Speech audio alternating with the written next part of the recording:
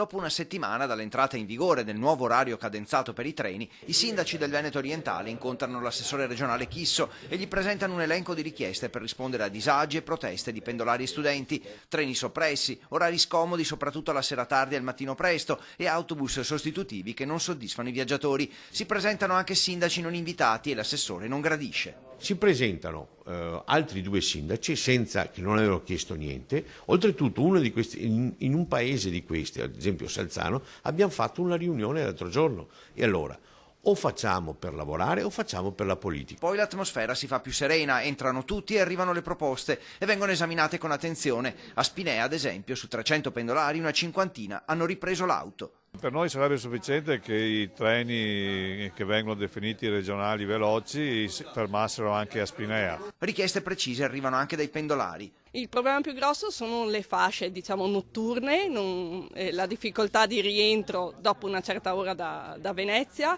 e per chi deve andare a lavorare la mattina presto. Se continua così sarà costretto a prendere la macchina intasando le strade di Mestre ulteriormente. E tra i più scontenti del nuovo orario ci sono gli studenti. Da Motta di Rivenza sono state soppresse delle corse in partenza dalle ore 7:20 e 7:47 in direzione Portogruaro, quindi lasciano a terra ragazzi che frequentano il polo scolastico in Portogruaro. L'assessore non sapeva di avere soppresso treni con 100 utenti, non sapeva che la gente ha bisogno di arrivare al lavoro alle 6 del mattino, non sapeva che a Venezia si lavora anche fino a mezzanotte, quindi ritengo che sia stato utile oggi essere qui per ribadirgli ancora una volta queste esigenze. E dall'assessore arriva così la disponibilità ad accogliere quante più proposte possibili, sia orari condivisi, reintroduzione di treni richiesti, spazio alle proposte del territorio e risposte ai problemi entro un mese. Alcuni treni in più si possono inserire nella testa e nella coda, cioè verso la notte e al mattino presto,